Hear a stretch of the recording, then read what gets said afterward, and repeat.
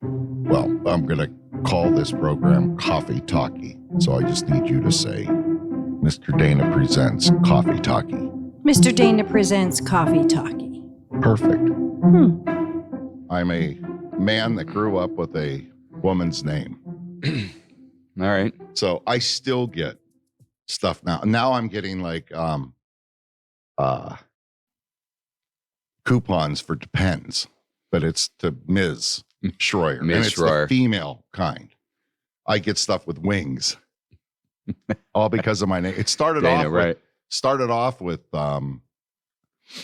I getting like 17 magazine, free tampons in the mail. That's funny. Just because they had your name, Dana. Because my name was Dana. It's only been till recent that I've even started meeting men. Named Dana. Really? Named I've Dana. known more men Dana than I have women Dana. Really? Yeah. Yeah. I have a good buddy from Sharon, Dana Dunn. He's a financial advisor. But I've known a lot more Dana guys. And I guess the origination of the name is the Dane. Oh. Is where it comes from. So it actually was masculine. Yeah. But the Dane. How are you, my friend? Are we recording clandestine? Oh, absolutely. Okay, we already are. Yeah. Yeah, I like it. You did what somebody does that. Joe Rogan or somebody just starts recording. We will start talking Rogan because Rogan's one of the reasons why we're sitting here right now. I am doing great today. Appreciate you having me out here into the radio bunker, as I will call it. It's taken a year, but I'll tell you this. So I have been hesitant for many, many years about doing a talk format program. I've had people and radio professionals. You and I have a big radio background. And I've had people over the years that have asked me about doing a talk show. And my intellect, everything about it. Oh, you're cool. I don't do what you need to do. Move it around. That's there we go. Rookie mistake. Go ahead. No, actually, because of COVID and stuff, I got more and more into the Rogan program and the fun that they were having. Number one, humor and comedy is missing. And I've realized how much it was missing in my life personally. And then to see other people interact the way we all used to interact 15, 20 years ago, and then realize that I'm not crazy at this age, that other people are like maybe us. a little bit. Well, yeah. Not a little left or right of center. Right. Whatever. Yeah. But anyway, about a year ago, maybe a little longer now. Well, about a year ago, I was on your WPIC show and we had fun. Mm-hmm. And at that point, I made the decision that if I start a talk format, I want to have you on as my first guest. Wow, I feel honored. Well, and remember, it was about a year ago that I asked you. It only took me a year to get here. Well, it wasn't your fault. It was also on my end, too. I mean, it's taken me a year to get to this point. Yeah. Putting the music together, having a little music show and stuff like that is fun, but just to sit down and start. Yeah, this is a little more daunting, a little more intimidating to do talk like this because it makes you're more vulnerable. You know, sure. You have to be able to. And we're local. It's not like I've got billions of dollars and I'm sitting here like Joe Rogan that you can just say and do anything that you want. Right. Well, we can, right? We can talk about anything we want, can we not? I'm sure, but you got to be careful of who you say or who you imply because too many people can start to connect the dots. Right. Next thing you know, so no local gossip, you're saying. Right. But we could talk about national events at our will. I end up with a severed squirrel on my welcome mat. right. And that might happen anyways out here in Reynolds, in the big city of Reynolds. So first impressions, what do you think of the building? The radio bunker, as I would like to call it, is a ex-Masonic lodge, and it's mind-blowing. Isn't it fun? Yeah. You're the first, like, outside the family. Right, to be able to see the bunker. That has come in, and I got the reaction that I wanted, because The Corinthian in downtown Sharon was a Masonic lodge at one time way back then. I think I did know that. Yep. So my father was a Mason he's 95 years old, and he was a Mason for about 30 seconds in the 40s when he was 18 years old. And he says, there's a secret room upstairs. And I went down to Johnny Bianco, who owns the Corinthian. He said, yeah, I'll take you up. And you go up to the third floor, fourth floor, and then at the top, there's this tiny little 5x5 secret room there. And apparently they would do this ceremony where they would ask you to repeat all these things. They blindfold you.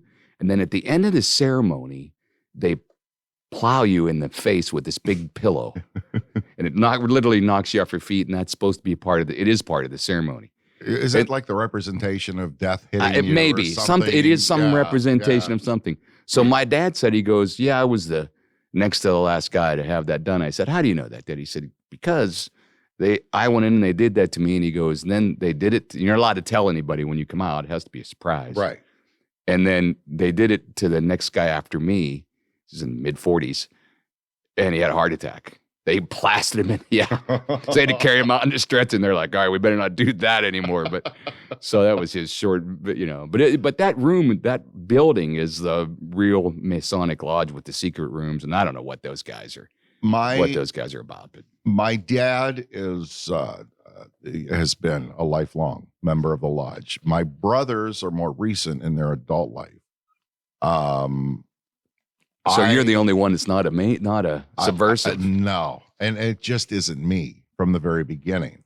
And I had enough of youth group, and that pretty much, once I got out of youth group, it's like I really didn't want to join any more clubs like that. You're equating church youth group to the Masons? Well, yeah, I am. All right, that's a big leap. What yes, church? It is. What church? I grew up Presbyterian. Okay, what Presbyterian church can we say? Yeah, Unity Presbyterian Church out in Greenfield. Okay, somewhere out there. All right, yeah. Greenfield, Pennsylvania. I'm currently attending a Presbyterian church because I'm playing softball for the Presbyterian church, and they extort me. Yes. You have to go to church while you're playing softball. So you've always been one of those religious ringers. Yes, right. No, I would say my faith is real, but I am a ringer. I'm a ringer at the Presbyterian church currently. Yeah, currently. Right. Next So year, I was in youth group too, by the way. Next season it might be Episcopalian. I'm going to retire probably before then, but this might be it. But that's a different subject. I was a Methodist youth group in Sharpsville. Mm-hmm. Yep. And we would go on trips and occasionally smoke left-handed tobacco at the time on the youth trips, on the mission trips, or not the mission trips, but the outings. So yeah, I was the complete opposite. I was a good kid. I was a good kid. Now people will argue with that, right? And my family doesn't necessarily look at me that way, right? But I was a good kid until I was 18. And then what happened? All hell broke loose. I went for it. I think that's common. A lot of people just, you turn 18, you get out of the house, you want to do what you want to do. Yeah. I ended up very quickly married by the time I was 21, baby on the way. Wow.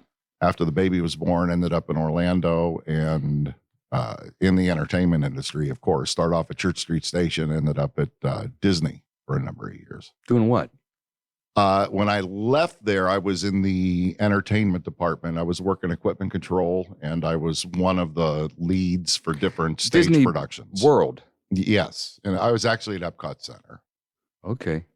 So now I see why you have a little bit of a, you were talking about Disney on our way in here, showing me some stuff. So I see you have a little, you're not necessarily a Disney fan these days, although they have taken a hard left turn here. Well, the funny thing is to watch what has happened and how, because it's generational.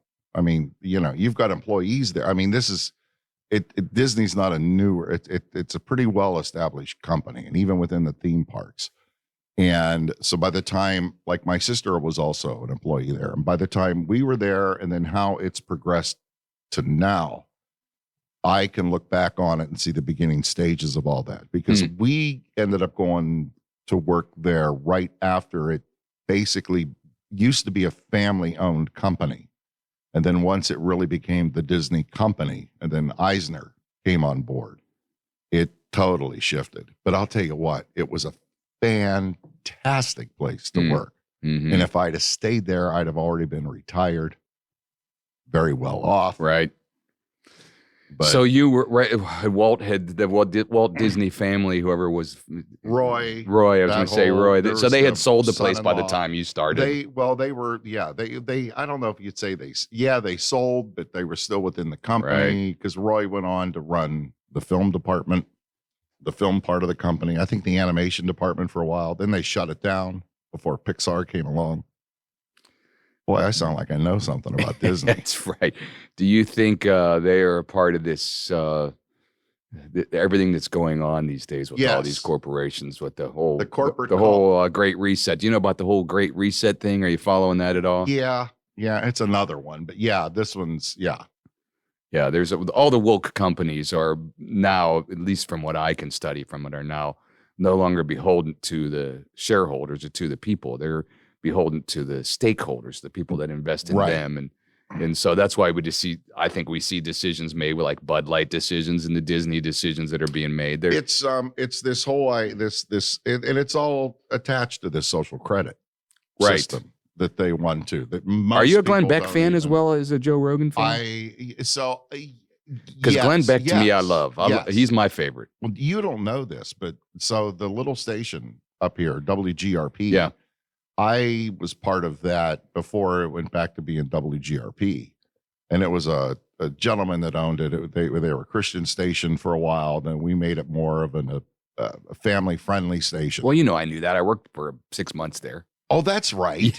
That's right. Yeah, I you sold. were there. I sold for not part time. Sold Well, there. I'm the one I put Beck on Okay. because at the time I just Yeah. it was Okay. He was interesting, and I wanted. I to love be Glenn a little Beck bit, now. I think he's on the cutting edge of everything that's happening. Yeah. Nobody explains it better to me than him. He does. He really yes. understands what's happening. And Joe Rogan's kind of a guy that's been hard left for a long time. Now I would call him more center, and he's just now figuring stuff out. But Glenn Beck's had it all figured out for a long time. And the thing about Rogan that I'm such a fan of is it just common sense. It's common sense conversation. Well, I think the reason he's so big is because he is a lefty that is now all of a sudden becoming more awake. And so the people on the left that watch him, and then he has these guests like Peter McCullough, who came in during COVID, who said, hey, wait a minute, what's going on with these shots? And then so you get both sides. So to you and I, he would have been considered a left. And we've been around show business and these kind of people all of our radio careers. But we would have definitely 20 years ago considered Rogan to be a lefty. Yeah. And he even says that. Right. And without a doubt. Yeah. And I mean, I have some, You're more social of a middle road program. guy than I am. I'm a right, pretty hard right. At least that's what they would call me. I could camouflage either way very, very easily because it's just that gray to me, both sides of that. I don't even like to talk about political parties. I guess if I had to pick one, I would say I'm more libertarian. But going back to Rogan, the thing is that the left has gone so left that it's now made him a centrist. Yes, that's right. Yep. I have a buddy who just ran for Mercer County commissioner, and he ran in the Republican Party, but he's a lifelong Democrat. And, and he said to me clearly, he said, they asked me, why would you, you've been a Democrat now, something looks fishy about you running as a Republican. He said, listen, I didn't leave the left. They left me. Mm-hmm. They no longer represent what I believe. Mm-hmm. And so I have been, I am a student of, can we go a little deeper? Sure, go. Okay. So I am, and have been all my life, a student of prophecy, of Bible prophecy. Mm-hmm. And so everything that I've been reading and listening to and books and the interviews that I do, I have a Sunday show I do on WPIC besides just my regular Wednesday night show. Most of those are guests focused on prophecy. And so I read the book and then interview the authors. And I think I am under the impression that we are in a time period that the Bible has prophesied, that has predicted since way back when. And a lot of people just look and go, that's crazy. We don't know what's going to happen. We don't even know if the Bible's true.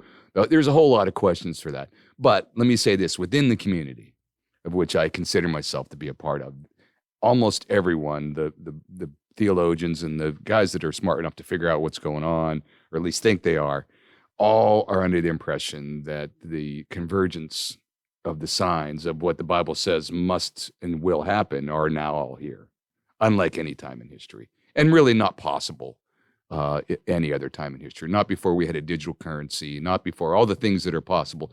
So then there's these super signs that are going on right now. The Bible says that, that the Euphrates River will dry up in the end of time, and then you see in the news, every other day now I see a story, well, the Euphrates River is now dried up. But that's one of hundreds of signs that I see all coming true right now. It's just an interesting time. It may not be true. It may not be, it may be true. It may not be true. But what I see is a very unusual time. And what I see coming this next decade is I think, a decade unlike any other that we're going to see here before 2030. And honestly, to go back to politics, I think, in 2016, evangelicals, people who think like I do, voted for Trump at about an 87% clip. In 2020, they voted for him at a 95% clip. So of evangelicals, 95%, and I think a lot of it had to do with what I just said. That America First thing wasn't just about nationalism; it was about fighting a one world order that Glenn Beck talks and does so eloquently talks about with the ESG and with the different things that are happening. But they see the evangelicals saw Trump as not necessarily the best candidate ever. Kind of a dick.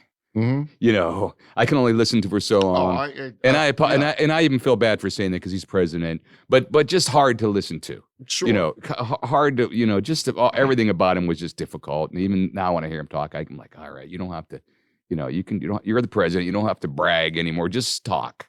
But what people saw him doing and why and even though he, lots of problems with everything that he has done in the past, he was what people saw as the one guy who understood that there was a onslaught of people that want to bring about a one world order, that want to bring about a Marxist ideal, whether it's what the Bible says is the end of times or not. Either way, it's becoming real obvious that there are people who want to maybe bring America to its knees and bring about this one world order and people saw Trump as the one guy that stood in the way of that. And I think that what we've seen is two or three couple of impeachment attempts already, and all the things that continue to go on that all turn out to be fake are evidence that somebody doesn't want him out there. I can't imagine people watching the news today and just, how can you get up in the morning and tune into an hour of MSNBC I don't. Do you? Every day? Do you? I don't. I've cut them. I don't. The mainstream media to me is compromised. Well, and it's all sides of it. It doesn't matter. Fox, all of it. If I'm compromised. If I'm going to go to a quick news source, I will. If the TV's on, I'll flip over. I will admit I'll flip to Fox before I'll flip to anybody else. But it's compromised. But absolutely. And Beth Ann. So my background, Beth Ann is my emotional support life partner. That's how we've decided to start describing our relationship. I mean, it's all based in love and affection, but she's emotional support. My emotional support life partner. So ESLP. She's your ESLP. That's easier. I should probably. You're welcome. You're welcome. Well, I'll work on. Yeah, thank you. I'll work on cue cards, and if I do the T-shirt, you'll get a percentage. Yeah, ESLP. I like it. I do too. But so let's go back to Disney. Okay, so I had a little bit. I was introduced to professional entertainment on a film and music scale. And we'll talk about that someday later. But when I was in high school and shortly out of high school, and then things went awry. And if you need to cough, just say, and I'll hit the button for you.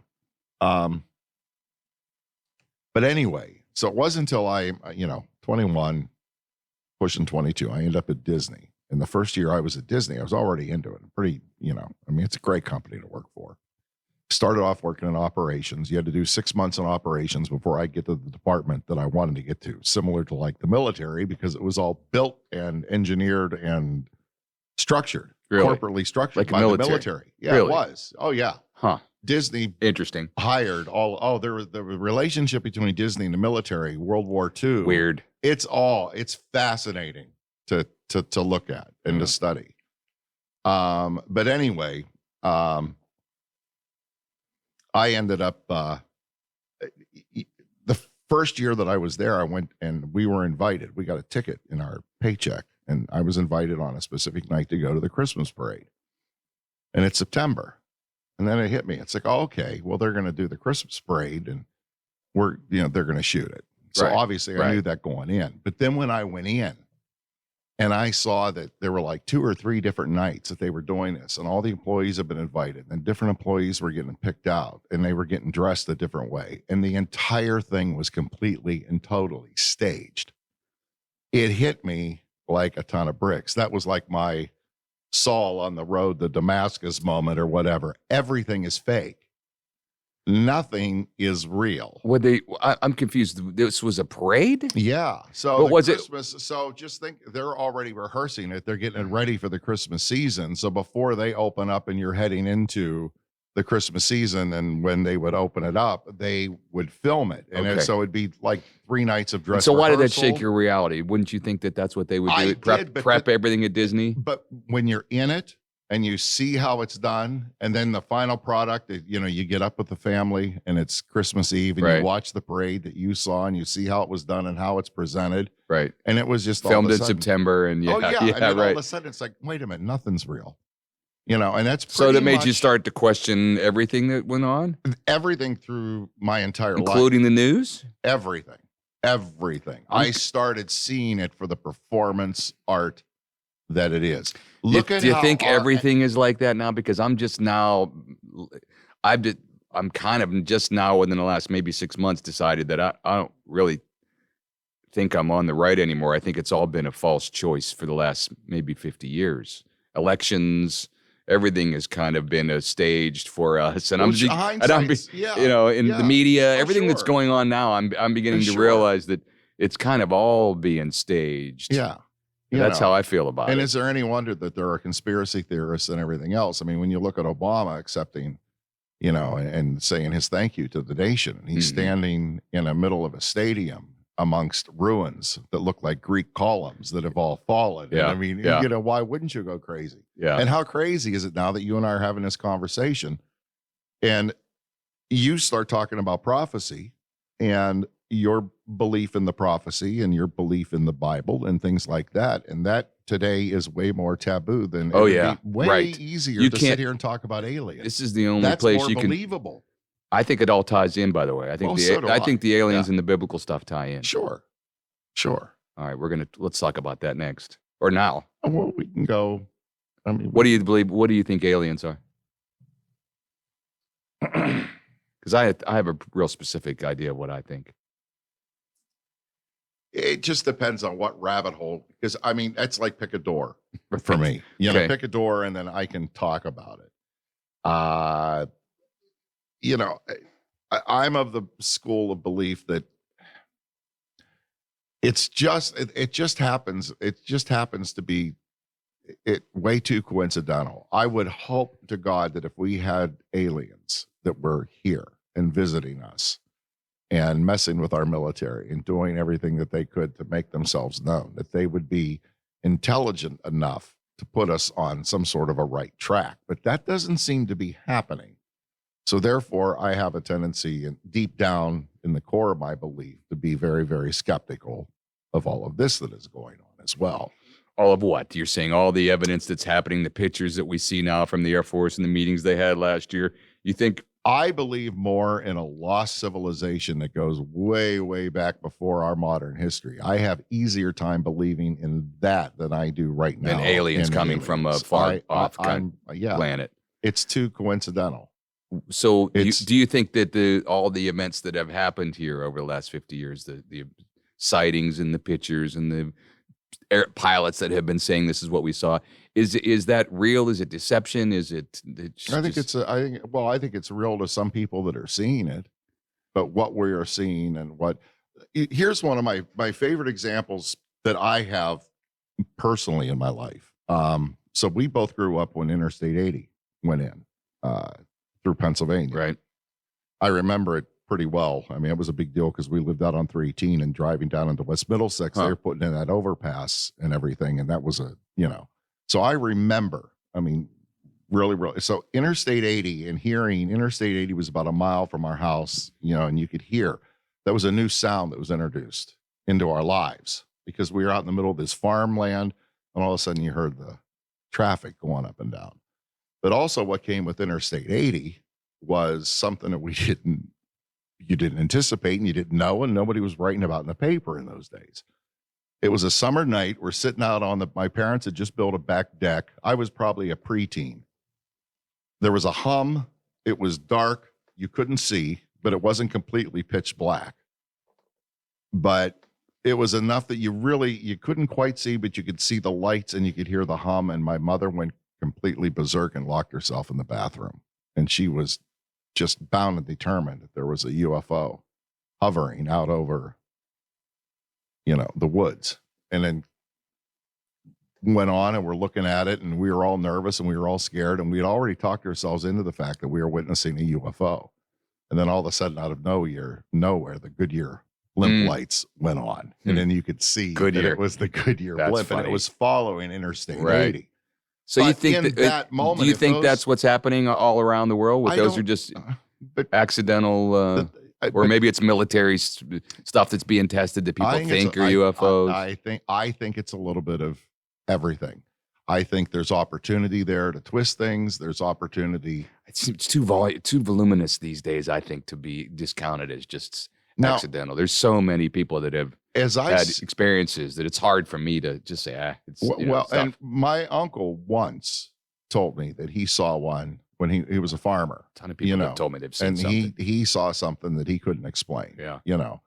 I've never seen one. You know about Now, the one in Brookfield? Supposedly the one landed up in Brookfield. They made one of the documentary shows about it. I've tried to reach that family. There was a cop that was involved up there, and he saw it. And they landed on a farm in Brookfield, supposedly, and then took off. And the cop saw him and followed him. And You're dinging a bell in my yeah, memory. about 25 years ago, they did a TV show on it here about 20 years ago. But so I don't know. I mean, I have some real specific thoughts about it. Now but- I want to believe. yeah, right. I do. Well, I see. I've interviewed him a couple times on a regular radio show that I do. There's a guy named L.A. Marzulli who spends his life studying this and some ancillary things around, like Indian mounds and different kinds of things. Love that stuff. Yeah.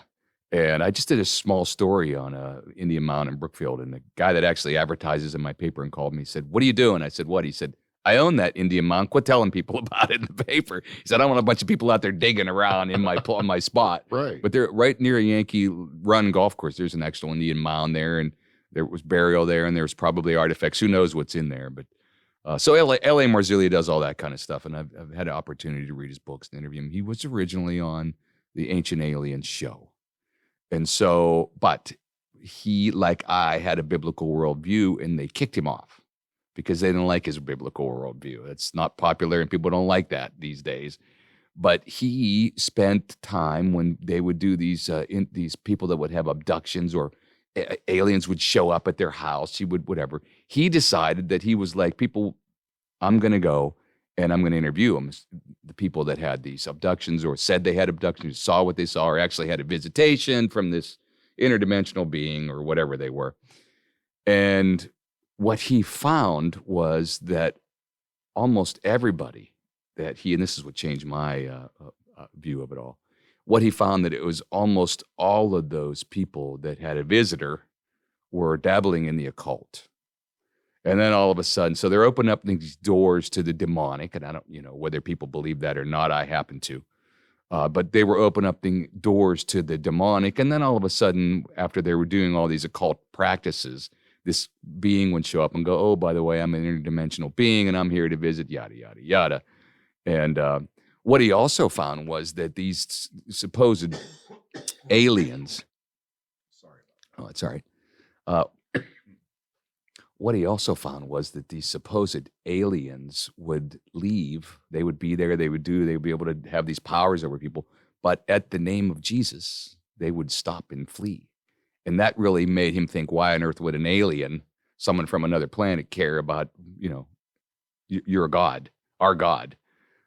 So he believes that, and I do as well, from listening to him, that these are actually demonic deceptions, that this is that what people believe are interdimensional beings kind of are, that angels and fallen angels can travel between the heavens and the earth, and that this is actually a deception that is going on and has been continuing to go on, and there is some indications in the Bible of all of that. So, which leads me to two things. So that would be another door if I had to pick the door and what avenue to go down. So that's the other one. And I think about that quite often. And I think sometimes what we're calling aliens now, what the Bible calls demons. Or Nephilim. Yeah, I've heard that word. Don't know it, but I have heard that word before. But and the thing is, through humanity and the communication continually developing and changing. I mean, I can see how these can so easily interact and mesh together to be, Now, my father, me growing up with an art background. My art teacher at Sharpsville High School. Yeah. I didn't take art, but he was there. Yeah. I had no artistic ability. But my dad taught a lot about the Renaissance and the Renaissance artists and the artists leading up to the Renaissance. The Italian Renaissance is probably my father's favorite period. But there's so much of that art that is open to religious interpretation. And so if you're into things like Ancient Aliens and things like that, you're going to start to see these pieces of artwork with UFOs in the background and certain beams of light that why did they do that? And so I mean, without, I'm by no means an intellect in these areas, but these are all things that I find to be very, very fascinating and very, very interesting. I think they're all connected too. Yeah, here's what I see. The more I, at least, we all have a tendency to see things through the colored glasses that we have put on.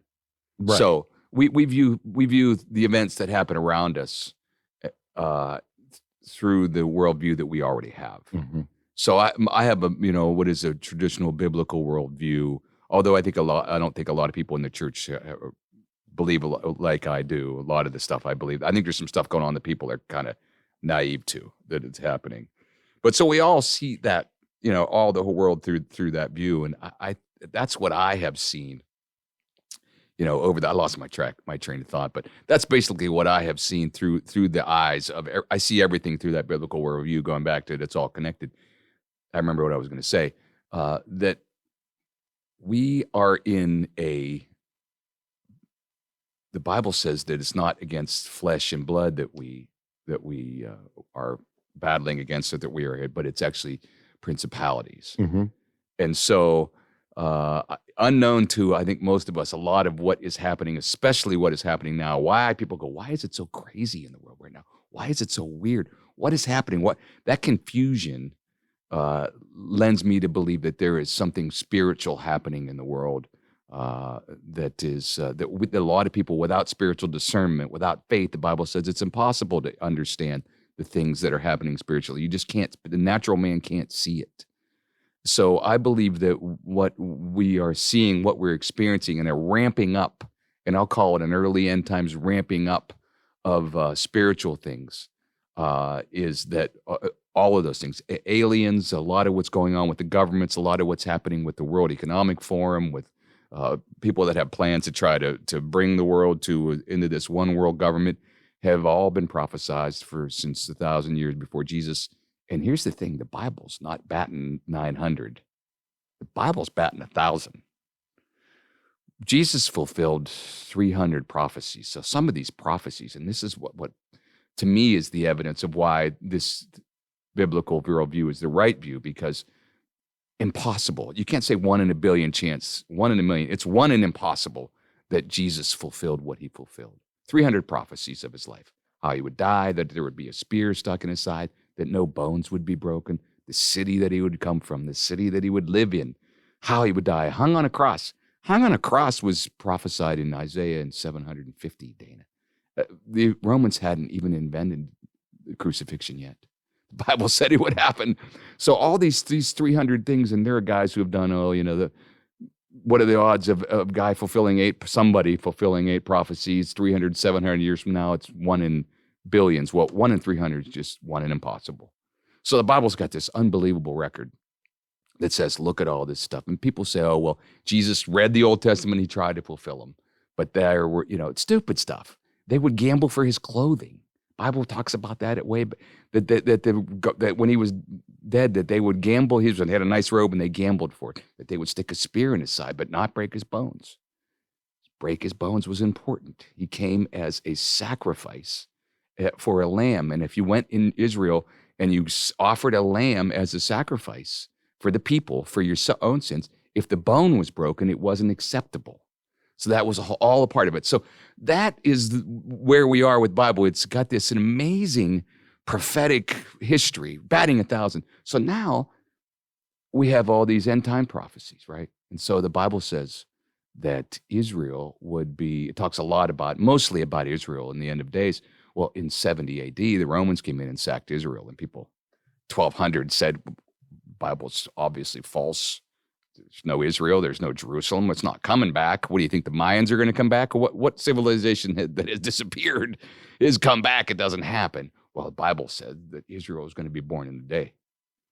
And so all the way in for 13, 15, 17, 1800s, people went, Then guess what? 1948, boom, Israel's born in a day. All of a sudden, just bang, out of nowhere. And people went, oh, well, that's an early prophecy. And been nothing but a growing thorn in the side of the world. The Bible says a stumbling block. That's right. Israel block. being a thorn, same thing, Yeah. will become a stumbling block. So all those prophecies that must and will happen, to go back to my point of all all of this to being related, all of those things that are happening with Israel and with what's going to happen in the future, the Bible predicts all kind of real specific things that will happen to Israel. Countries that will come in Ezekiel 38 and 39. The Bible lists the countries that will come against Israel in a war. It's Turkey, Iran, Russia, Syria, all those Muslim countries that are right now surrounding Israel are going to come against Israel in a war. And it's predicted. So there are hundreds of real specific predictions that right now it seem like happen every day in the news. Mm-hmm. And so what we're seeing, what we see in this world is the Bible says that in the end, and we may be 5 years from those things that are prophesied, or we may be 100 years. We don't know. But what we're seeing is a culmination, I think, of a spiritual battle that has been written since the beginning of time and is now seems to be coming to a head. And I don't think people discern it as the spiritual battle that it is. They see it in a natural light. They just see it in the easy to because that's a scary, crazy thing to think about and to comprehend and to digest. People just want to see things as a natural order.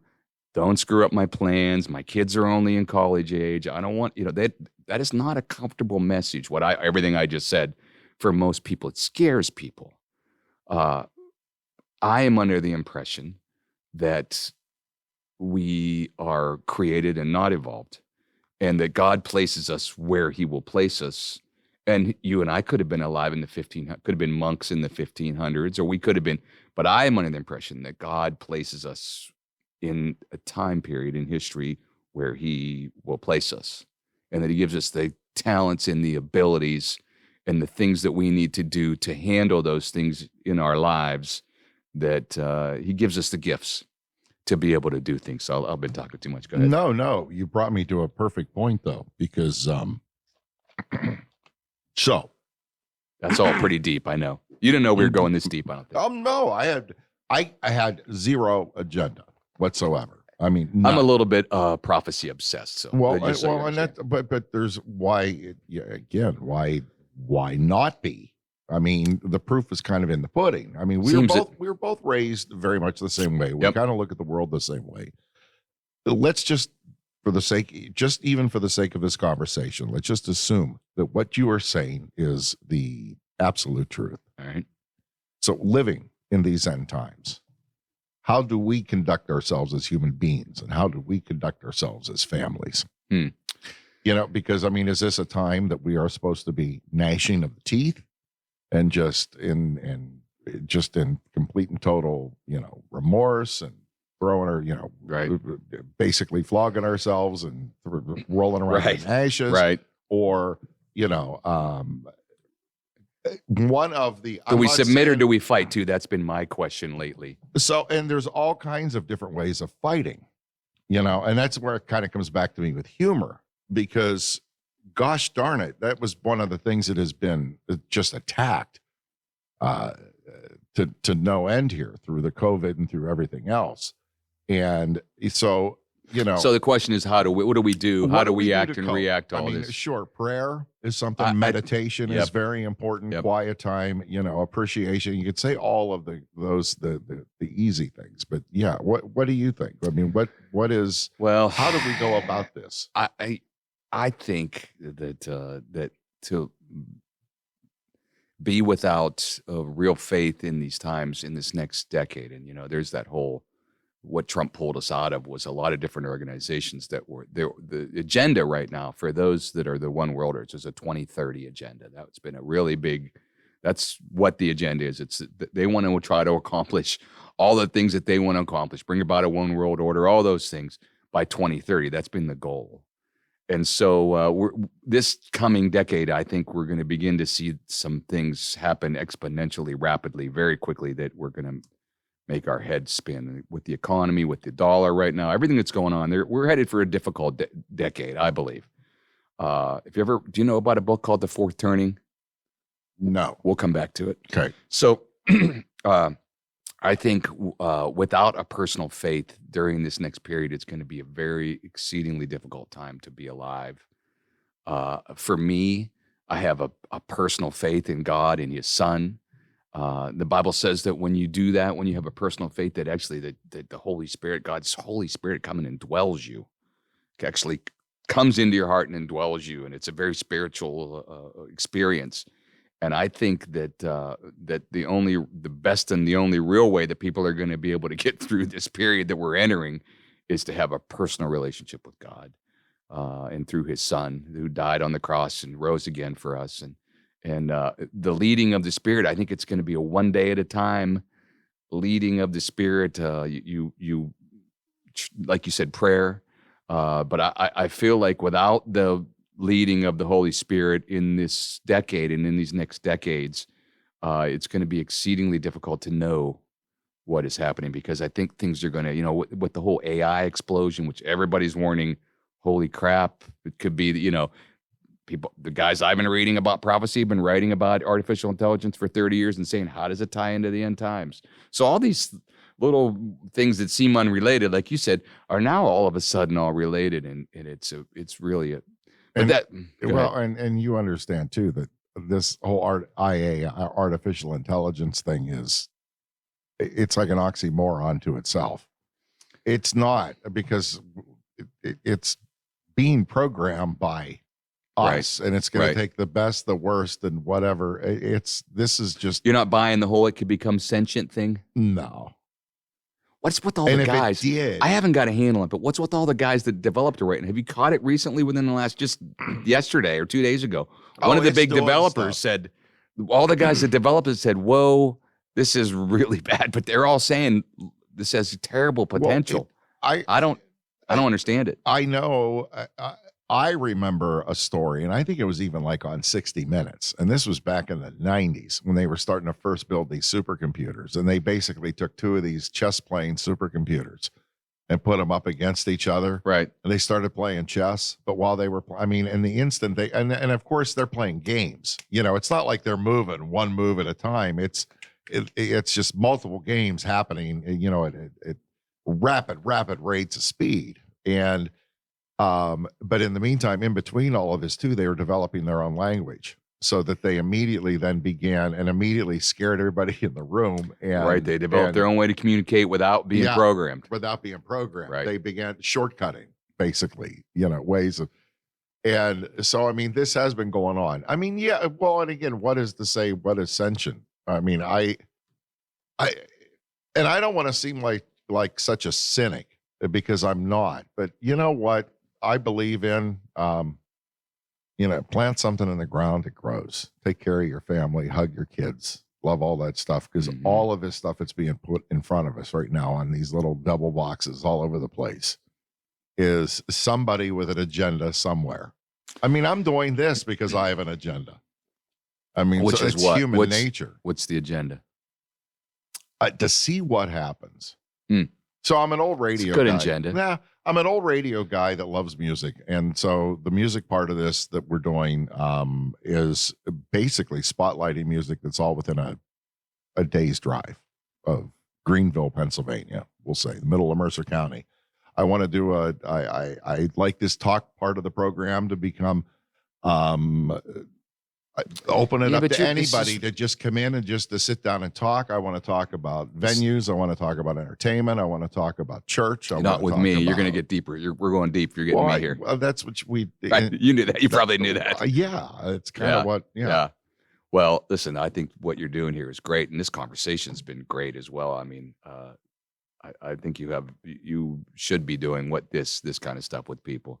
People need to hear people having conversations. It's so funny because now we talk about prophecy, but it was just, again, it was my kind of cynical view of looking at, we saw the radio industry completely change. I mean, decimated. And what killed me, what disillusioned me with radio was, and it frightened me the whole time that I was doing it, was watching the consolidation of information just going to a point. I mean, I don't think it's done. Oh no, Cumulus, we sold off our towers. Can you imagine a radio? We have 630. I work at Cumulus, Youngstown, and we have 630 stations nationwide. It's second to iHeart and second biggest. Right. But we just sold off last year all of our towers, and now we rent our own towers. I'm thinking, how bottom bargain basement can you get when you're selling off your towers? You know what? And I'll use the name, and if you say I shouldn't, then I'll edit it later. I'll take it out. Yeah. But the first time that I feel like that I was looking through the window into the soul of hell was when I met the Dickey brothers. I had never met them, but you did. Tell people who they are. Well, that was Cumulus. Right. Were they twins? They were brothers. I don't know. Who knows? I never met them, but I remember they ended up in People magazine. But that was when that whole takeover, that whole thing started over there, because I was part of the staff at Y103 at the time. And they came rolling into town. And I loved that old staff. I mean, it was still kind of hometown Youngstown radio, but then the Dickies came into town with their corporate, whatever, the drones. I think that's happened across America. Well, they stood there, but that was I had seen enough documentaries on cult leaders that they. I wish I could have met them now that you say it like that. Were they scary? What do you mean? They were like weird? The whole room, all of a sudden, your hair on your arms went up. Everybody in the room all of a sudden turned to them like they had magical powers. And this whole room, the energy shifted, and I couldn't. And I'm looking at people, and because all of a sudden everybody became plastic.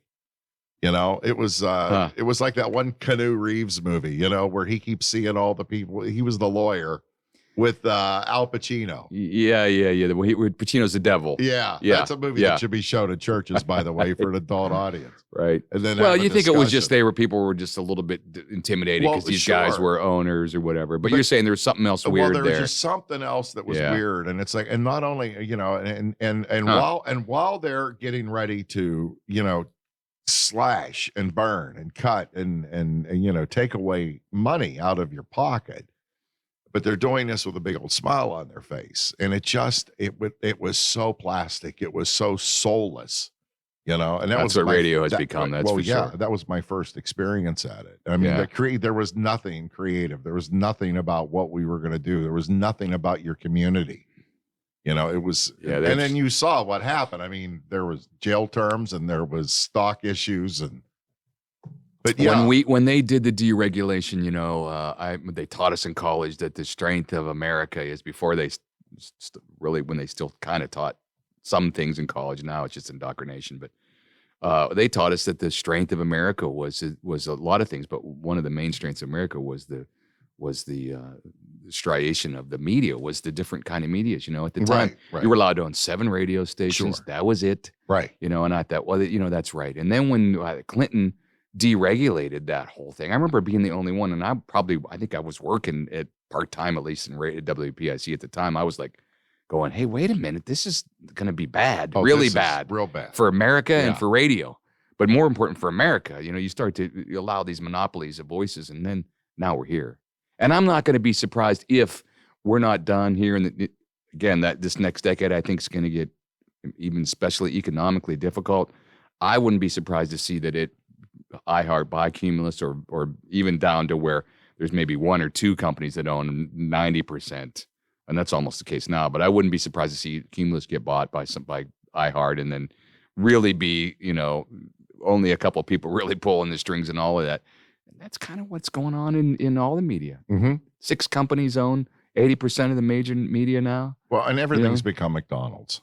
I mean, remember when you could go from city to city and every city had their own personalities and every news, everything had its own feel. Mm-hmm. And now it's, you've seen those montages where they put up Mockingbird, you mean? Yeah, Operation Mockingbird. It's just, that's exactly. That's a script for maybe people listening who don't know what that is. There is just Google it. You might have a tough time finding it, but because the powers that be don't like you to see it. But Operation Mockingbird was a script that came down from up above somewhere to hundreds of little local Fox stations and little stations that say, there is some information going on right now that is dangerous to democracy. And then they begin to show that, in Atlanta, in Sacramento, in Youngstown, in Albany, all saying the exact same words in the exact same script and showing you that what you think is coming out of your little local station is not. It's coming out of and that's happened across America. I just heard a doctor yesterday say part of the problems with going on with the health system is that all the hospitals have been bought up, and now somebody's running them. And they silenced doctors during COVID. Mm-hmm. Doctors that said there was a problem with the shot or with this or with that or mask or don't wear your mask for 12 hours a day. It's going to deplete your oxygen. We're not allowed to say any of those things. And she was saying there's a group of doctors. I wish I had a name for you, but I just watched a video by them. Redacted, it's called. If you look on Redacted, it's but she was saying that the problem is that now we're all terrified because we're all corporately owned, and they run us, and they dictate what we say. So I think you've seen that, in all kinds of different fields besides just radio. So the masses, are going to continue to go one way, but I still think you're going to start to see more and more little pockets, like little small communities. Right now, what an opportunity to be a legit small town doctor that everybody loves. Those guys are disappearing, though. I know, and there's a reason for that, but that needs to come back. Well, now what's taking the place of that is your online medical. Yep. I know a lot of great doctors. I shouldn't say a lot, but I know several doctors and nurse practitioners that have gone that route. Online, totally online. And feel like they're actually practicing medicine. I would think that, I think that's a great alternative, but it seems to me that if you're really going to have a good diagnosis, you need to see somebody. I want somebody to touch me. Yeah. I don't know about that. But well, you know what I mean. I know. I made it seem weird. No, there were a lot of years though that the only kind of. But you gotta see. If you're diagnosing somebody, to me, you gotta be able to. When we were raised and we were kids, it was known as the craft. It was the craft of medicine, right? It was considered more of an art. You're saying it was an art slash science. Art. Yeah, it was. Yeah, I saw Dr. Stapiola, and he knew the whole family, and he knew exactly what, and you sat on his knee. He was my doctor as well, Dr. Stapiola. He was everybody's right. Doctor He was everybody's. My brother had he had a rash on his back, and he went in, and they called it. He said the doctor said to him, I laughed. He goes, "Yeah, we'll call it shingles." That's what the doctor said to him. Yeah, he said, "All right, well, okay, but he didn't know, maybe it was, maybe it wasn't, but that's funny." So. Yeah. Dr. Stapiola just hit me. He's pretty much the Abraham of the Shenango Valley. Right. He was everybody's children's doctor. Yeah. All roads lead to Dr. Stapiola. I have a picture of him. I published a little newspaper called The Way It Was. I wanted to talk about that. Yes. Called The Weekend. If you want to go into that you'll like the backstory of that paper. But I put a picture of him in the paper, and then I have a Facebook page called The Way It Was newspaper companion page. You can check it out on Facebook, and it's funny because it allows me when I do it on Facebook to see what people like. Right. I can put it into the paper. It's kind of a test market stuff that I'm a big sports fan, and it's stuff that I think is great. Maybe only get a couple thousand views, and then I'll just slap up a picture of Treasure Island. It'll get 25 or 30,000 views and 400 comments and 500 shares. People love stuff that they know about, and for some reason, stores. Little Italy, recently I slapped up an old ad from Little Italy in Hermitage there, and people just go crazy for that kind of stuff. So I had a picture of Dr. Stapiola on there, and hundreds of people in the valley were like, oh, he was he was my dog. I love dogs to, all that great He kind had of a stuff. hip office. It was like that house down there under the trees. Yes. On I don't remember the road. across from the hospital there. It'll come to me. I want to say Elm, but that's not right. It might be an Elm. Yeah. As a kid, I can remember my mom, taking us in there. Let me regale you with so the way it was. Yeah. We've all grown up with that paper. Yep. And then a few years back, it's been a while now, but when I found out that you took it over, I was so tickled because I couldn't think of anybody that I knew in my circles and that I'd run across that would go after it with as much passion as what you have. And you've done just a terrific job. Thank you. I appreciate those kind words. That's nice. It's kind of a size that I ended up with it, but I'm actually a little envious. No, I don't have that kind of work, but I'm a little, I love that idea. I love. Yeah. And I just fell into it what a niche, and it's quirky and it's fun and it's right up your alley. So this is what is a newspaper is really a radio story. So it's all intermixed there, but it's just the paper has been owned by 3 radio guys. So which is kind of weird. And I promise there is no other newspaper that was born like this one was born. And I'll give you the short, long version of it. Let me regale you. Can you later in editing, you can put some dramatic music in right here. Okay. Okay. Well, I'm just kidding. It all started. No, I probably will. Okay. Great. It all started in 1954 when a young man took the microphone at WFAR studios in Farrell.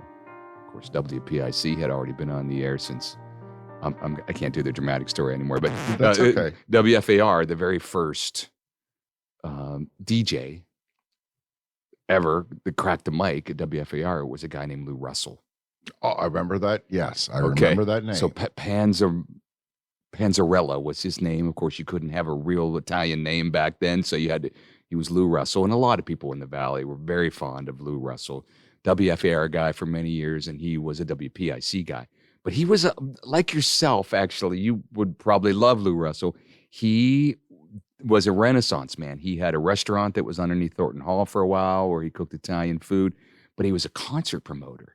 He promoted bands. He's the guy that brought all the Letterman concerts to Kennedy Christian all those years. And then he did pretty big Motown and different bands into Youngstown all around the region. For some reason, it popped into my head because I go back to the days of Jim Sims Productions, and I think I remember meeting him, Lou Russell. Yeah, okay, when he was doing right in there doing radio commercials for the Letterman, maybe or something. I remember, but that's where So, Lou is does everything, and he's promoting bands all around the area. He's the advertising, promoting them. It's what you do. And he has a band called the Bellboys. And inside the Bellboys were these guys that dressed like in a black vest and dressed like Bellboys, and with the Beatles haircuts, and they're playing late 50s surf music. And there's a guy named Tony C in the band that's the front guy in the band. And Tony C loves Lou Russell. And he just wants to do what he's doing. So Lou Russell gets Tony C a job at WFAR, and he's one of the early guys. And not early, but one of the guys that people knew about WFAR and later in WPIC. And Lou Russell invented in 1974, which will be 50 years next year, Lou Russell invented the free classified shopper in 1974. His offices were next to where La Isla is now. At the time, it would have been, the Red Barn would have been gone, but there's a building to the left as you face where La Isla is now. There's a big offices there. He had upstairs offices there, and he published the free classified shopper. And at some point along, he moved out west, and he sold the free classified shopper to Tony C, radio guy. And Tony C had a lot of plans and was a mover and a shaker, and he created 4 or 5 newspapers out of it. There was the Senior Shopper, the free classified shopper. Then he invented in 1987 the Way It Was newspaper. And but let me just back up. How that came about was, what blows my mind. He was a DJ, and he would have these dances at Sharon American Legion in the 90s, these 50s dances, and 1,000 people would show up. I remember being out and around at the bars, and they'd be like, there was 1,000 people, old people, 40s. You Right. know, And I'm I a 20-year-old kid. And I think he did summer casino dances too. Yes. As one Yep. because there wasn't a lot going on No. with casino in No. those days. But he was doing these oldies dances with the guy named Jim Bickle. I know And that name, yeah, too. Bickle's a Mercer guy. Yeah. And they both had these massive collections of 45s. No matter what song you could come up with, Dwayne Eddy's B-side of a B-side, Jimmy Rogers, whatever rocker you had, they had it all. And so they decided to start to call these dances The Way It Was. This is before he had the paper. And 1,000 people would show up, and they're making a killing, and they would make it. So they said, okay, Tony, being the entrepreneur he was, he already had the newspaper. He said, what's next? They said, Tony said, I'm going to open up some malt shops, call them The Way It Was. So in the Sharpsville Plaza, down from Lock, Stock, and Barrel, and in Mercer, he had a malt shop. So he went from a DJ dance, whatever you want to call it, record hop, to a malt shop. And then he said, oh, I love this. People love this. We're going to do a show on WPIC. Sundays, Bickle and Tony C, they bring all their 45s in, The Way It Was on Sundays. Finally, Tony already had the papers. He said, okay, now I've got all this whole big, monopoly going on here. I'm going to make a newspaper called The Way It Was. And so that's how The Way It Was born. And of course, The Way It Was newspaper is the only thing standing from The Way It Was empire. Right. But I can't admit, there's no way any newspaper in the planet has ever evolved that way. And so the final stage was finally Tony had a stroke about 10 years ago, 2012 now, almost 12 years ago. I was working in radio, and he said to me one day, do you want to sell for me for The Way It Was? And I said, no. And he said, do you want to buy the newspaper? And I said, absolutely not. And then I changed my mind, and I bought the paper. So I went from one radio guy to the next radio guy to a third radio guy. And that's the story of The Way It Was. There was another newspaper in the area that back in the early 2000s, and it was a penny saver or something. I don't remember what paper. Probably the Free Classified Shopper. It was still around when I bought the paper in 2012. Maybe it had headlines said Free Classified Shopper, Senior Shopper, The that Way It Was. I'd have to ask my Still brother. the same paper. I killed it in 2012. I was like, I know we're getting rid of all that and just keeping The Way It Was. Well, somebody had approached us about one of the papers, or we had kicked around. And I think it was more sports related. Well, there was a Way It Was sports back then. So Tony had 4 or 5 papers that he was doing. I'll have to ask my brother. But we entertained. You might have been the owner before me, yeah. No.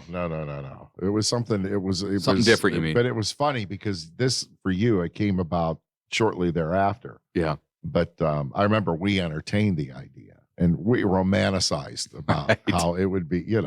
Because that's the way we were raised. Like life is Norman Rockwell. Here's what I've discovered from this paper that here's what people like, and here's what I do with paper, and it's become very, without sounding braggy, it has become wildly popular. People love it. Oh yeah, love it.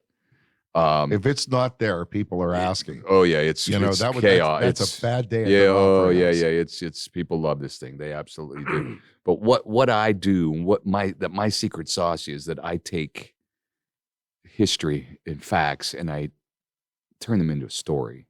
I make them into a story. And even if I have to, when you see movies about people's lives, they'll go, it was mostly true.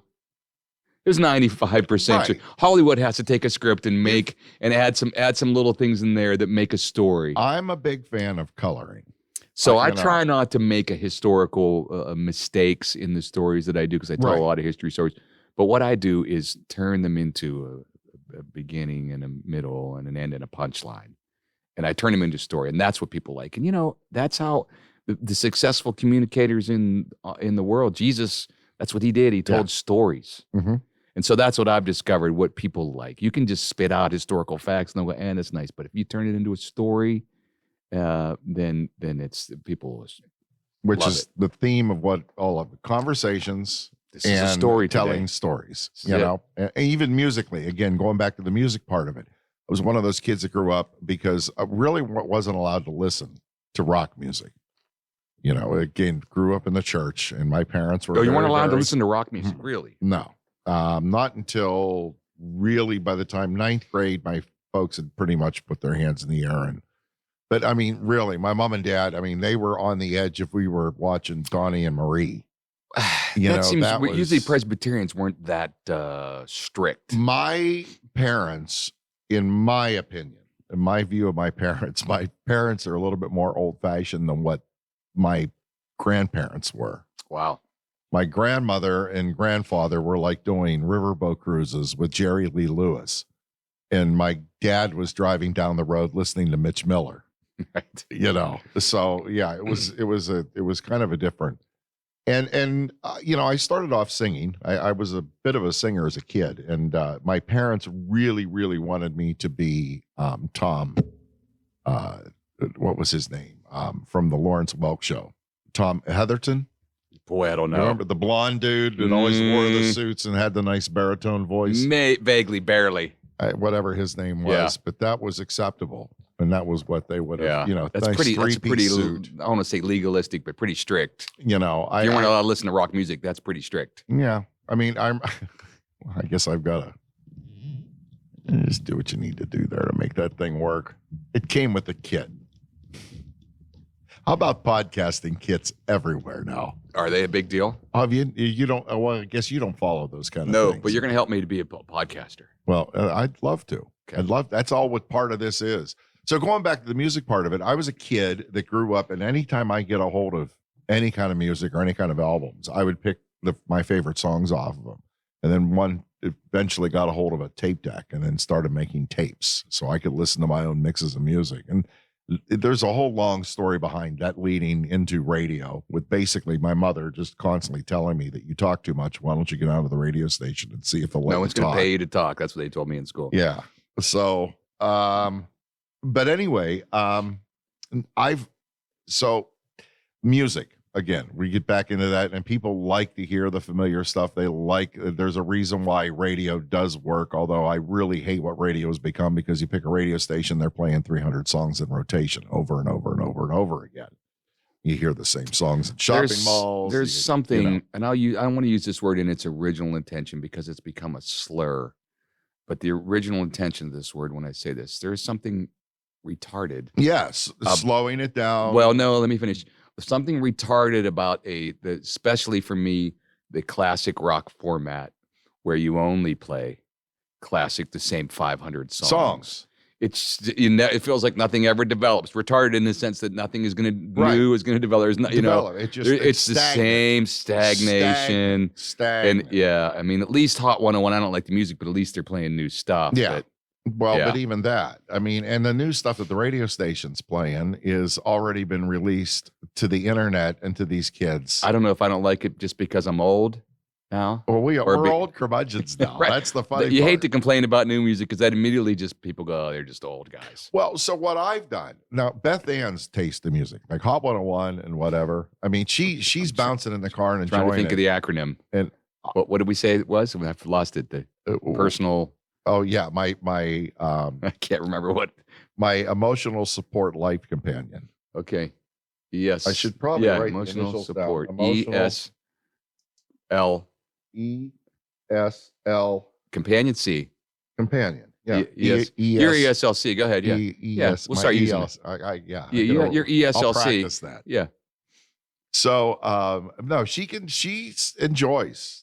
I can't do it because again, it gets back down to now they've taken music and they've turned it into a science, and they know that they've got to do X amount of beats per X amount of whatever. Really? And oh yeah, Do it's they? getting ridiculous. I didn't realize that's what. So that they're hitting on impulses. I mean, there's so much of pop music, it's and yet not the even music about, still sucks. Yeah.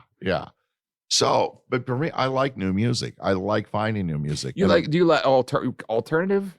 Dude, You like to find the indie bands and new stuff. I know you do. It's all over the place. Yeah. I mean, it's Americana, it's folk. I mean, it's rockabilly, it's psychobilly. I mean, it's all of it. I mean, I like it all. Yeah.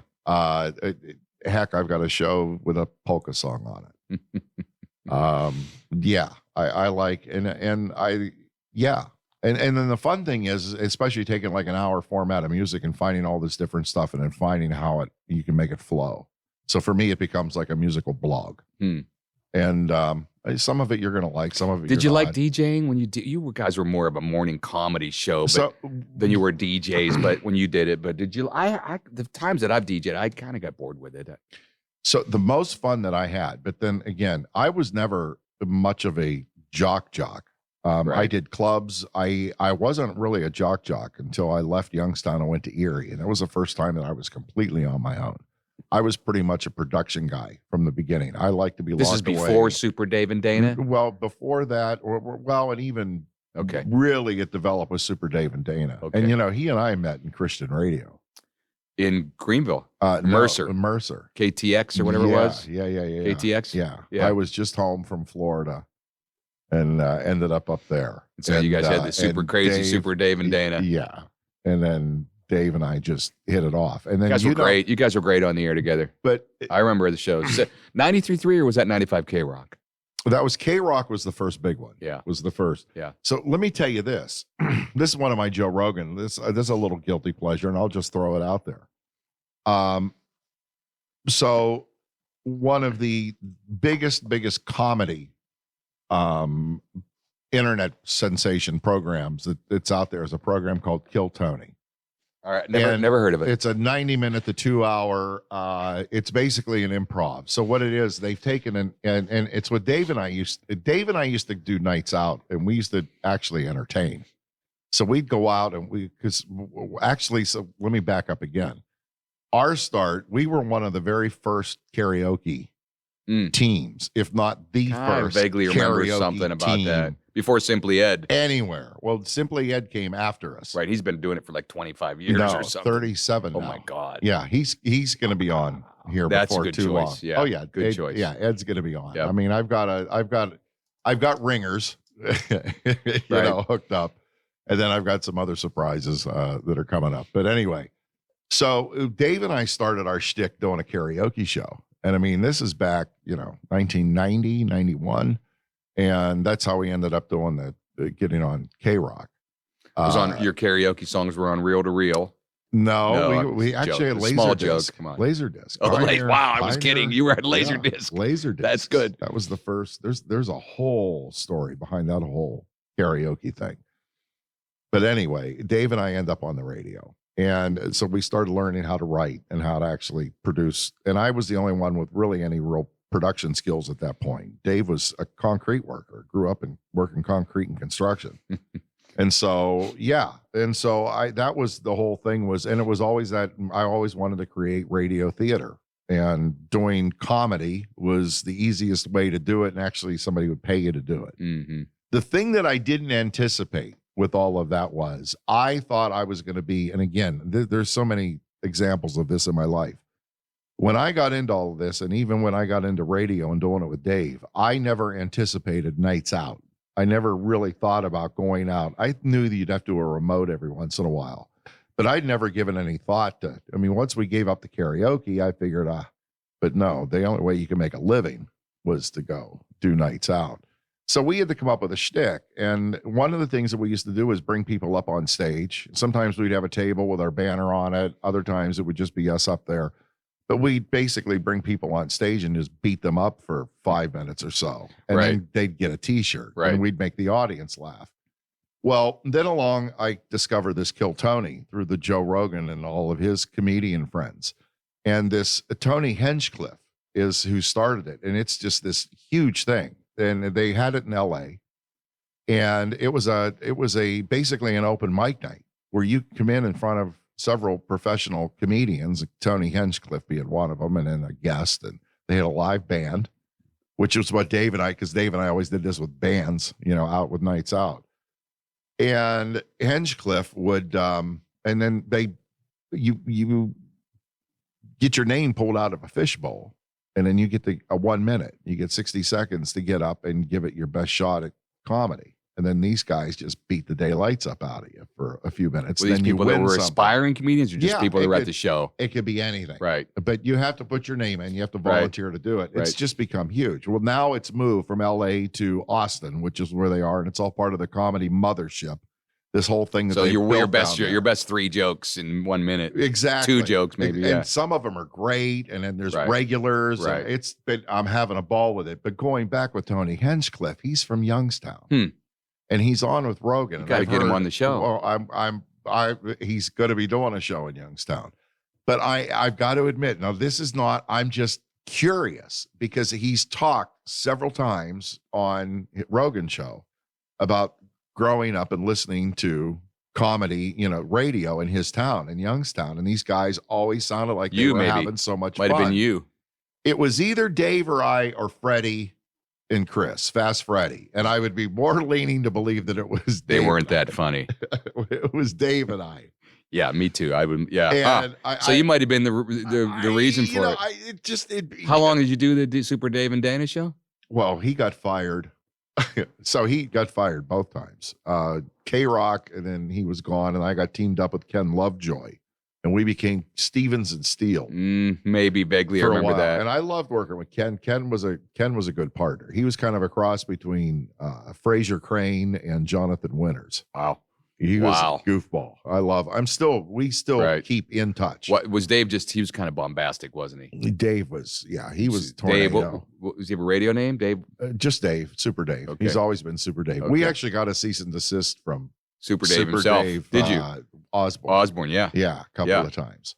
Who I loved. Which we just I loved ripped his up. shtick. I loved Super Dave, yeah. But and then by the time we ended up at CD 106, and then that's when the corporate takeovers and things started happening. And then he went to Y103 for a while because he was there when I was there, or PIC across the hall. That was before CD 106. Okay. Because I actually they fired him. Right. And called me. Replaced him with you. I literally got the call, and it was like 2 hours notice. It's like, listen, we just fired Dave. What are you doing this evening? Could you come in and do the show? Work. So I did Sunday evenings for a little while. I remember that. Up there. I worked noon to 7 on Sunday, so you and I might overlap for a short period. I remember we used to talk. For a short period. Yep. And you and I always sort of knew each other. Yeah. But I don't know where we ever originally. Just radio, I think, probably then. You think? I think that's probably where we. Because I started in high school with WWIZ. I did sales at Wiz for a while. Yeah. Yep. Carl Brandt. But Bobby Greenberg was not there yet. No. This is way before. Grace Anna Boggs, R.I.P. She was there. Around. Yep. Carl Brandt. Redheaded guy that sold. I can't think then there was Clark. Nelson was his name or something like that. There was yeah. Redheaded guy that sold there, right? But see, I came in, literally the school bus dropped me off. I would catch after school. The school bus would drop me off at the radio station, and I would do news and weather. And I had to write news. I would write it out of the Sharon Herald and rearrange it and whatever. And then I'd record the news reports and the weather. And then I'd have to set which I have a picture, by the way, of the automation from those days at Wiz. That big machine. Yeah. I have Raoul is what we called it. But so there's a little bit of radio ratting. Yeah, we're doing deep dive into radio history here. So we start off with Jesus. See, if you could just get Jesus in the spaceship, you could sell the prophecy stuff way easier. You think I'd be able to pitch it better, huh? Yeah. Did you see in my bathroom, I have a plastic Jesus up on the top shelf? Personal Jesus. Jesus. It's not, but it is. It's in a very personal space. And it's not meant to be sacrilegious. Right. But it's just, it's my own reminder of the Jesus that I love and that I know is not the Jesus that's been packaged for me. Right. I think there's a lot of people who think that way. That that there's a religion has been an issue for a lot of people, and that's what I don't like about religion. And even Jesus wasn't. People say, "Oh, religion," but Jesus was not a fan of religion. No, not at all. He's the one that he called the priests of the day, the guys that were in charge there, the rabbis rather, priests, rabbis. He called them whitewashed tombs, all nice and clean and white on the outside, but dead on the inside. So he wasn't really a fan of religion. So I don't know what it was with my upbringing, and believe me, brought up in a my mother still to this day, brings it up probably every week when I visit her, and it's like, you really need to get back to church. And there's truth in that, and there's other issues in that, but I haven't found a church family at this point that I really want to. And not to mention, and this is awful, but I'll admit it publicly. Every time people approach me and come after me for a church, it's always about what I could do for them. And I'm not looking for that. Because you're talented, you're saying they want you to run the board, or they want you to do all that kind of stuff. Yeah. And then it always turns into, and wait till you see the new audio video equipment we have. And wait till you see, and it's like the last thing I want to do is put Jesus on a milk carton. I just don't want to do that. Right. That's not why I want to, And I'm not a big church guy, honestly. My faith's really important to me, and I have a personal relationship with God and with His Son. But I'm not a church. I'm not really. Yeah. I'm not really. I don't have a church family. I've been to different churches, and I kind of come and go. But And I'm certainly not going to sit here and say, well, nature's my church, man. No, I mean, we're here everywhere. Anywhere can be a church. There's a right. we both have heard testimony from a lot of POWs that have found churches in a lot worse hellholes than what we'll ever have to or deal prisoners or anybody. Yeah, exactly. with. But so we went from radio to Jesus, and back to Jesus again. well, the whole point is just making this channel of mine interesting. And so, Well, I've certainly had a great time here today. well, that's it. Yeah, thank you so much. I mean, this is what I want it to be, and you were perfect. Well, So- listen, I think When was the last time that you were on a date and somebody said that to you, man? Thank you very much. You were You're perfect, right? Never. I think you have a future here. This could be just as big or bigger than your music venue. You certainly have the ability to do this, and the studio's nice, and this is a nice setup. So this would be well, you can see now. So I mean, the potential of actually being able to do some of this stuff and bring in a studio audience. Mhm. Oh yeah, that's right. You have a big room behind us here that's yeah. Oh yeah, you could do an audience. That would be great. Well, that's kind of what I'm. Yeah, and that's why I wanted you to see it. And now this. I will think roll there's around in your something head a about little bit. I think that would be fun. I think there's something about the intimacy of this, though. When I interview a lot of people, this is always the meat and the bread and butter. but I mean, even in conversations, I find when I do a lot of interviews. I do 3-4 interviews a night on Wednesday nights. I interview usually 3 or 4 people, but the conversations before we go on the air, and it's only 5 minutes usually because I'm getting, it's live radio. I have to go, but those conversations are usually better than the ones once there's an audience, or once the on air sign, people go into this mode, and they're a little bit protected, but this is the cool thing about podcasts, because we're not a broadcast. There's not an audience here, and we're just being real. And I think you can get to a lot more. And I think that's the secret of a Joe Rogan show. You can get a lot more real and a lot more, real stuff that happens here without an audience. Because if there's an audience here, I probably wouldn't have said 10% or 20% of the stuff I said. No, I called the ex-president of D word and those kind of things. No, which I'm a little bit embarrassed about, but no, don't. And I'd be happy to beep it for you. Right. The thing is that this definitely, I want this to be the meat, and I want it to be 1-on-1 or 2-on-1, just conversations. And that's funny too. Those I sometimes people want to bring 2 or 3 people in the studio, and that changes the dynamic. It does, and it has to be for a reason. It's not just just. I think this format's better. Oh, I agree. Although if you get the right 3 people, it's okay. It's still good. Mm-hmm. But there's still an intimacy that's lost. There's a connection that's lost with the third person. It makes it different. My brother and I have had this conversation over and over again. Now, I'm a radio guy, so having a boom mic stand and a mic like this, I've been doing it for 40 years. I'm really, really comfortable. But he's very much of the school that we have all this technology now, and you don't have to do that. You can hide it. You don't have to wear headphones. Right. You don't have to.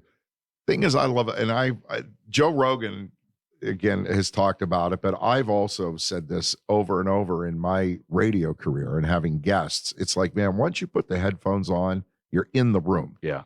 I like the headphones. Me too. I'd have trouble doing this like we do without headphones. Yeah. Because you'd be the same way, I'm sure. It's because I'm so used to that. That adds to the intimacy of it. So I doubt that I'm ever, and I don't want. This is a better format. I'm a little bit jealous because what I do is all radio or all phone interviews. Well, see, that's what you do. So what happened with me is I started this. And now I've known Craig and Rich up at GRP, and we've been friends and acquaintances for a few years. And I finally just went ahead and said, the heck with it. And I put the music. I started putting the podcast up. I didn't want to be one of those guys doing it during COVID for You're saying whatever your reason. actual radio show, you started doing a podcast. So I started doing the podcast, and, just my show. Without permission from them, or you just said, this is what I'm doing. No, I'm doing my own podcast. Okay. Mr. Dana Presents. And then you were putting it on the air. And so I had like 2 or 3 episodes up, and Craig from the radio station calls me and says, "Hey, would you come on? We want to talk to you." And I'm thinking, okay, they want to put this on because I don't bleep out anything. I mean, not that I'm explicit, I'm not, but Sure. the music is unedited. I mean, I play it the way it's intended. Okay. But anyway, Craig and I'll go up and talk to them. They're like, no, we really think you ought to do a 70s at 7. We're doing this 80s at 8 show. Would you do it? And I thought about it for a minute. And again, Greenville's so lucky. Are you doing to it have, live? No, Or you just send it? Okay. I it seems to me produce easier it. just produce it and send it in. Yeah, I Good. produce it right here, and then Okay. I send it up to them, and they air it on Sunday night, and then I repost it on my page. So that became the second element of my show. So I have my own podcast called Mr. Dana Presents. Then there's Mr. Dana Presents the 70s at 7 on WGRP, and you can listen to that as well. And now we're adding the Coffee Talkie part of it. Is that what this is? Yeah. This is the very first Coffee Mr. Talk. Dana Presents Coffee Talkie. Coffee Talkie. I'm calling it Coffee Talkie because it looks good on a t-shirt. Okay. So this is a very episode 1. This is 1. episode 1. I'm very, 0, hon- 0, very 0, honored 1. to be on the very first episode. Very, man. very first one. Yeah. Thank you. And Thank you. And I want you to come back. All right. I mean, we'll do this. I have a lot more we can talk about. Well, we both do. Yeah. And we're comfortable conversationalists. So Thank you. neither today. one of us have a book. That's right. No, I do not. Gonna work on a book. But yeah, let's work on your podcast. Okay. I want to do it. Yep. So you could be doing your own talk show, and on top of that, you could be also putting your PIC show up. That's what I hope to do. Eric Bombeck, the way it was. I love that name. The way it was. Everyone calls it the way we were, almost to a person. Probably 9 out of 10 people say, I love 'cause that. the song. And that's what I say to them. I say, well, that's not my paper. That's a song by Barbara Streisand. But the way, everybody calls it the way, man, the way we were. That's a great paper. There was in the newspaper, in the Sharon Herald for 25 or 30 years, there's a guy named Wally Wachter, and he had an article called The Way We Were. Yes. Weekly in the Herald. And all he ever did, and I remember when I was a kid, I always loved history. All he would do complain about how bad it was then and how great it was in the past. And I'd always be like, Wally, tell me a story about the past. Don't just complain. He spend half the time complaining about now. I said, don't complain about now. That's nice. Tell me a story. And he never would. So, but that's why this paper is called The Way It Was, because The Way We Were was already taken. Right. So I love it. Yeah. So the newspaper, and then you can also hear Eric on WPIC. Wednesdays at 7 o'clock on WPIC. You can catch it there. You can catch it on my Facebook page. It's recorded there. Eric Bombeck on Facebook. Or you can, any radio app you can listen in, or you can listen on www.790wpic.com. We'll get you to the station website where you can listen to it Wednesdays at 5 to 7. And then I have a Sunday morning show I do that's a little more prophecy focused, and that's Sunday morning at 8 on WPIC called The Road. Cool. Thank you. you, my man. Thanks, man.